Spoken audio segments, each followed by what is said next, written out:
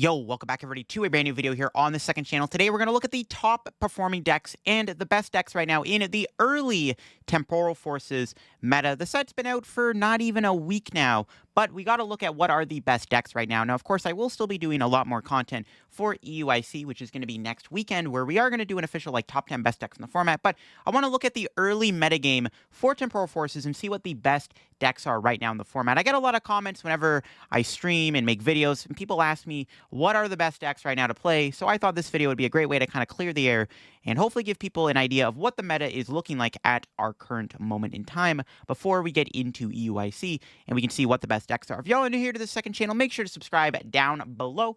And we're on the road to 13,000 subs. You can leave a like on the video and let me know what you think of the format right now. Do you like the format? Are you a fan of it? Or did you prefer the Paradox Rift meta? I'm interested to hear. But without further ado, let's get into the best decks right now. Well, of course, Charizard is going to continue its reign in the standard format here as one of the best performing decks so far in the early Temporal Forces meta. As you can see, Charizard is teching for the Snorlax matchup, and it's playing a 1-1 Gengar line. Now, the Gengar has an ability that lets you switch your active to the bench. So basically, against Snorlax, you just set up a Gengar, and then you constantly switch it. Now, Snorlax is most likely going to start teching for Gengar. They're either going to start playing Luxray Reversal, Lost City, or TM Devo. They're going to tech for the Gengar, but currently Gengar is a 1-1 of right now within the Charizard deck to help counter Snorlax. But Charizard is just still a very strong deck. One of the main things Charizard is so good at is the consistency of its power against a lot of the big basic decks. For starters, Charizard is really good against something like the Future deck, where basically Iron Hand struggles to keep up with the constant spam of Charizard EX. Charizard EX is just going to continue to be one of the best decks right now, and of course it's looking like the Pidgeot build is the best way to play Charizard. We all hyped up the Bibarel build, but it seems that the Bibarel build has started to flop and it's not performing very well, where the Pidgeot build is the current best performing Charizard deck in the early Temporal Forces meta. Charizard will probably start to evolve a little bit more as the format evolves. Like I said, the Gengar is good right now in the early format with how popular Control is, but once Control starts teching for Gengar and starts respecting it, the Gengar will get a lot worse, and then Charizard has to innovate a little bit harder. Well, right now in our early metagame, you could make the argument that Lugia VSTAR could be the best deck right now. It seems that it can cover every basis. It also has a pretty solid control matchup, thanks to the jet energies and the power level of the Cinccino. Essentially, if Lugia can set up, the deck is almost unstoppable. Like, if this deck just gets turned to double Archeops, it rolls you. It's very difficult. The Cinccino really does unlock an insane new power level for this deck. Now, I want to say all these lists were from Play.Limitless, from the online tournament results, what decks were doing good, and this is kind of the base Lugia build we are looking at right now. A lot of the builds are playing the 3-3 Lugia, the 4-3 Cinccino, they're playing the Jock, they're playing the Serenas. They're now only playing at one stadium. Obviously, the Stadium War is not as bad right now for Lugia. There's no path anymore, but Collapse Stadium is still just a very crucial card to have in a deck like this, so the deck is still going to play Collapse Stadium over anything like a Mezagoza. But yeah, you could make the case Lugia is the best deck right now in the format, or at the very least one of the best decks, by far either second or first place. And we'll have to see if that will carry over to EUIC. But Lugia is doing really good in the online tourneys right now, and it does boast a good matchup. The one matchup Lugia does struggle against is going to be that Iron Hands deck. That is by far Lugia's worst matchup. It's pretty unwinnable for Lugia if they can set up. But like I said, Lugia is by far one of the best decks right now and does have a great control matchup. Well, speaking of Future Hands, Future is actually doing really good right now with Iron Hands EX being the main attacker. Now, like I said, this deck has an insanely favored Lugia matchup. Thanks to the fact that you have the Iron Hands, Lugia no longer has Dunsparce, so the Lugia VSTAR is very easy to win a KO with Iron Hands, especially if you can amp it for a knockout to take 3 prizes. Lugia is a great matchup, and with Lugia being very popular, it's very good. I think the one matchup this deck will struggle against is probably going to be Charizard. I also think this deck does have a good control matchup, because everything in your deck, other than the Iron Crown, you don't mind having stuck in the active, but when you have the 4 future booster capsules, you have a free way to move Iron Crown out of the active spot, because you can easily just run Snorlax over by spamming Arm Press. You have the Baby Miraidon for the Mimikyu. Even if you're playing against the Pidgeot build of Snorlax, you have the Iron Hands, which is really good against Pidgeot. So this deck does have a very good control and a very good Lugia matchup, which is why we're seeing the Iron Hands deck be so popular right now. It's definitely the best way to play the Future deck at the moment, and we'll have to see if this Iron Hands Future deck actually translates well into the EUIC meta, but for the early metagame, this is a very strong deck, and it's a very scary deck to play against, because Iron Hands EX can chain attacks thanks to the heavy baton. And when you boast for a good Lugia matchup, the deck seems very, very strong right now, and is definitely a deck to watch out for. We got to talk about Snorlax. Snorlax is in a fantastic spot in our format right now. There's two ways to play it. You have the Pidgeot EX build, and then you have the more straightforward build here with just 4 Snorlax and the Mimikyu and the Shiyu. But, like I said, Snorlax is arguably one of the best decks in the format. You could make the case for it even being the best deck. It is just that good right now. It's all over the ladder on TCG Live. It's a very strong and popular deck. A lot of people are testing this deck for EUIC, and it's doing really good in the online tournaments, and we have to mention Snorlax being a good deck right now.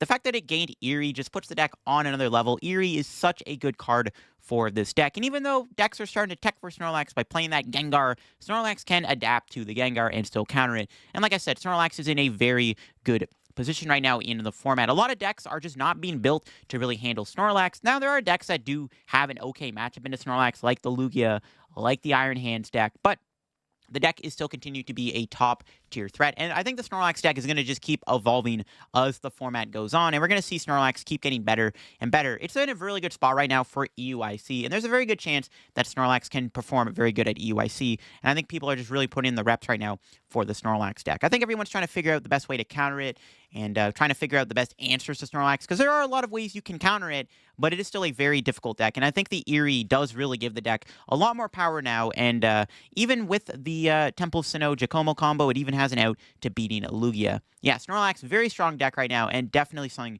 to watch out for. Chien-Pao's actually been doing pretty good, too, in our current format. I mean, Chien-Pao doesn't really lose a lot with rotation, and if anything, it does get slightly better because the format kind of slows down a little bit, and it can really capitalize on that thanks to the addition of having the Prime Catcher, the Radiant Greninja, and the Iron Hands, all mean pretty good aggressive things to have within the deck to really put on a lot of pressure onto your opponent. Of course, Chien-Pao can one-shot anything in the active spot with its attack Hail Blade, which is very deadly. It's got a good Charizard matchup.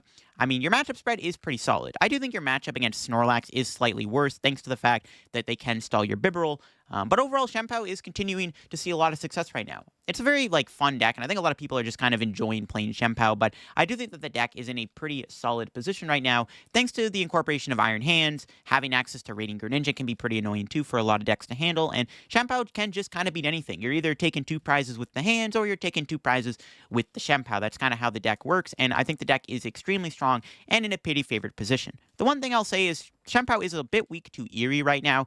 Eerie is picking up a lot of play in even non-Snorlax decks. I've even been seeing stuff like Charizard start to tech Eerie's in the deck, literally just to counter stuff like Chien-Pao. Eerie can be very deadly for Chien-Pao, and I think that's going to be one of Chien-Pao's biggest ops right now, is trying to deal with the Eerie spam. Definitely does seem like Eerie is a pretty scary card for Chien-Pao to deal with, because they can snag away your superior retrievals, they can even snag away your rare candies, and you are limited to how many rare candies and Bax Caliburs you can get out in a single game, and yeah, but Chien-Pao still seems pretty good, and I definitely wanted to mention it. Well, Lost Box hasn't really gone anywhere with rotation. It's still just as good as it was before rotation, and of course, this deck has gained some new tools with the new board card, and even Prime Catcher being a fantastic new addition to the archetype. Lost Box has been continuing to do really good in the online tournament right now. The main way that the deck is being played is, of course, pairing it with Roaring Moon and Iron Hands, the classic duo, but Raikou V has found its way back into the decks now that Raikou V is a very strong attacker when playing against something like Lugia, and especially against Charizard Pidgeot, where you now have an easy way to one-shot the Pidgeot with the Raikou. I know you already have the Iron Hands, but Raikou is such an easy card to build up because you just attach twice, or you can literally turn 1 Mirage Gate into a Raikou, where you have to commit a little bit more resources to the Iron Hands. But like I said, Lost Box is in a fantastic spot right now. It's still doing pretty good. The one card that the deck has to watch out for is, of course, Eerie. Like I said, Eerie is a very scary card for Lost Box, and it is going to be the one card that is going to hurt Lost Box the most, because Eerie can, of course, get rid of any Mirage Gates that you're holding on to within your hand, but the deck is still performing pretty good right now in our current format, and is still looking like a top archetype. I'm sure Lost Box will continue to evolve as the format goes on. We've seen some builds of this deck using the Hoopa EX in the deck, which is a nice big fighting type attacker that uses dark energy. The Hoopa is really nice when playing against something like Arceus VSTAR, and of course if you're in a matchup like the Turbo Hands deck. So there's definitely a lot of room for innovation within Lost Box, but Lost Box has still been continuing to do good, and it seems that the Paradox package with the Raikou is the best way to play it. Arctina has been the best performing Arceus deck so far in the rotation, and it does look to be a very strong contender. It's a very simplistic deck. You still kind of do your things with the Judge, spam, The Arc with the maximum belt combo is really, really good right now when playing against these big basic EXs. You get to play Iron Leaves. You have a pretty solid Charizard matchup thanks to the Judges, the Eries, and the Iron Leaves Giratina maximum belt combo. Arceus VSTAR is definitely in a fantastic position in our current format and is looking to be one of the top decks in the meta for sure. And it looks to be the best performing Arceus VSTAR deck thanks to the power level that you get with the addition of maximum belt and having Giratina. The deck does have to adapt a little bit. You no longer have the ability to judge path your opponent out of the game. You now have to play Judge, but without path, which Judge sometimes can still just be a disruptive enough card to win you the game. There's also the addition of Eerie, which the deck has been playing. Playing more of a control archetype with the Eerie is really strong because if you're playing against Charizard or Chien-Pao, you can Eerie away key resources from your opponent, making it very hard for them to deal with your attackers, which is why the Eerie has been so good so far within the Arctina deck. Arctina is definitely looking like a top contender right now in the meta, and is looking pretty scary for sure. I think that it's not catching as much buzz right now as like Charizard and stuff, but I do think that this deck is in a very solid position, and I think a lot of people are figuring out the optimal way to play it, whether it's not having the Eries, having the Judge in the deck as, you know, heavy counts of 4 Judge, or if you want to go up a little bit more with the Ionos. It's really up to you how you want to build your Arctina, but Arctina definitely is looking like a very strong archetype in our meta, and a very scary deck right now too. Well, Lost Tina hasn't gone anywhere, and it is still continuing to perform pretty well here in our tournaments. This is the last deck I wanted to mention in today's video, but Lost Tina has been still putting up good results right now. I think it boasts a pretty good Charizard matchup thanks to, you know, having the Iron Leaves in the deck. The Giratina VSTAR still having access to Star Requiem in the deck. The one thing, of course, this deck did lose is no longer has that strong comeback potential because you don't have Path to the Peak anymore. You might have to be a bit more of an aggressive deck now without having Path in the format, but Giratina VSTAR is just such a strong attacker that sometimes you don't mind it because it just hits so hard, does so much damage, has that insta-KO option. You have a good Zard matchup. Your control matchup isn't bad either thanks to having the Giratina V. I mean, Giratina's always had a good control matchup, but now the Giratina's control matchup is even better. I mean, you still have the aggressiveness of the Sableye and the Radiant Greninja. Some decks aren't even playing Jirachi or Manaphy right now, which is a big deal for this deck, of course. You still have the Rock Sands in the deck.